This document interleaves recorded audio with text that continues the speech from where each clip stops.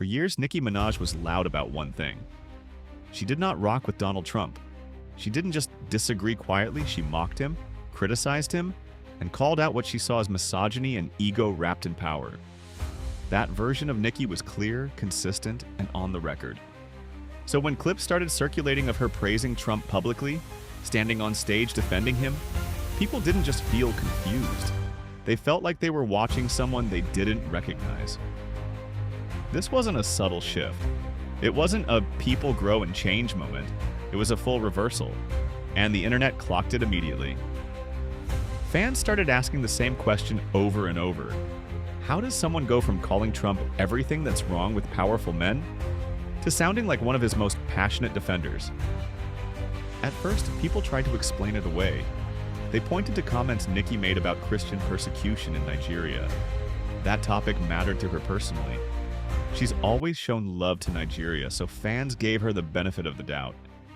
They said she was speaking from the heart, not from politics.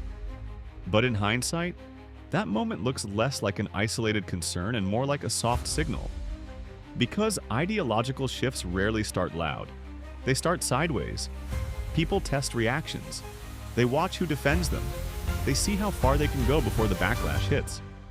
And then Nicki stepped into an issue that was already on fire.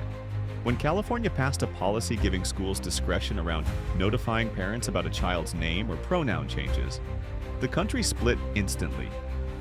Supporters framed it as student safety and privacy. Critics saw it as cutting parents out of life-changing decisions. It was emotional, explosive, and guaranteed to divide. Nicki jumped in publicly, questioning leadership priorities and saying adults should be focused on kids being healthy, safe, and happy. On its own, that sounds harmless. But timing matters. Context matters.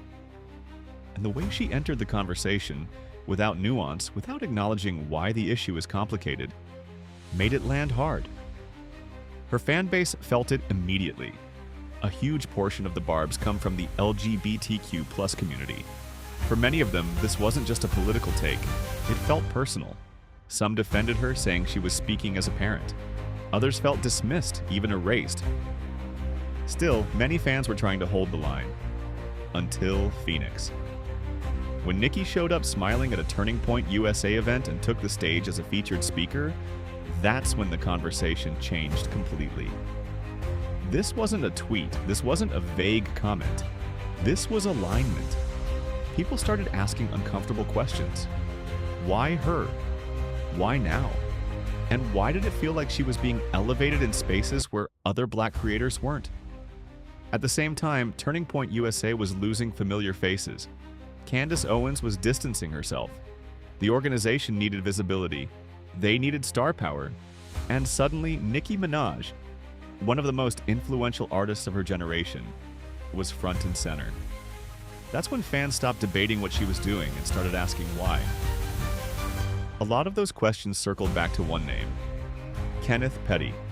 Ever since Nicki married him, controversy hasn't stopped trailing her. His criminal record is public. The backlash has been relentless. And recently, things escalated again when reports surfaced about a physical altercation involving a security guard overseas, pulling Nicki into a lawsuit tied to his actions. For someone with a career this massive, critics argue the biggest threat to her legacy isn't her music. It's the legal and reputational weight she keeps standing beside. And it doesn't stop there. Years before her husband became the focus, Nicki's family was already under scrutiny.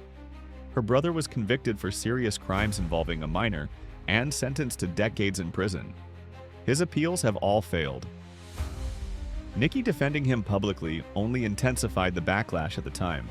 When your closest relationships repeatedly pull you into legal storms, it changes how you move.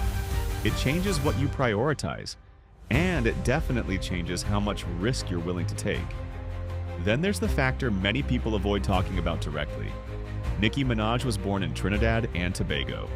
Despite living in the US since she was a child, she is not a US citizen. She's a permanent resident. She's talked before about how difficult the citizenship process has been, even with money and fame. Renewing a green card is easier than crossing that final line. Now layer that reality over a political climate where immigration rhetoric is getting louder, harsher, and more aggressive. Reports of green card holders facing renewed scrutiny started circulating. Fear spread fast, especially among people who've built everything in the US, but don't have full protection. If you're in that position, the question becomes simple and terrifying at the same time. What's the safest move? Some fans believe Nicki's sudden alignment isn't about belief at all. They see it as strategy, proximity to power, making yourself useful, staying visible to the people who decide who gets grace and who doesn't. That theory exploded online when clips surfaced of Nicki repeating talking points longtime fans had never heard from her before. People weren't just shocked. They were asking if they were even listening to the same Annika they grew up with. To critics, the pattern feels calculated. The timing feels too perfect, the reversals too sharp, and the cost too high. Because in the process, Nicki didn't just upset critics, she alienated parts of the fan base that rode for her the hardest. The same communities that defended her through every controversy are now questioning whether she turned her back on them. And that's why this moment hits differently. And this isn't about MAGA versus anti-MAGA. It's about trust. It's about consistency. And it's about what happens when survival instincts collide with legacy. Some fans say they saw this coming years ago, the moment she started defending the indefensible. Others feel blindsided and hurt, watching someone they admired walk in a direction they can't follow. So the real question isn't whether Nicki Minaj has the right to her opinions. She does. The real question is this: when protecting your future starts costing you your past, is it still a win?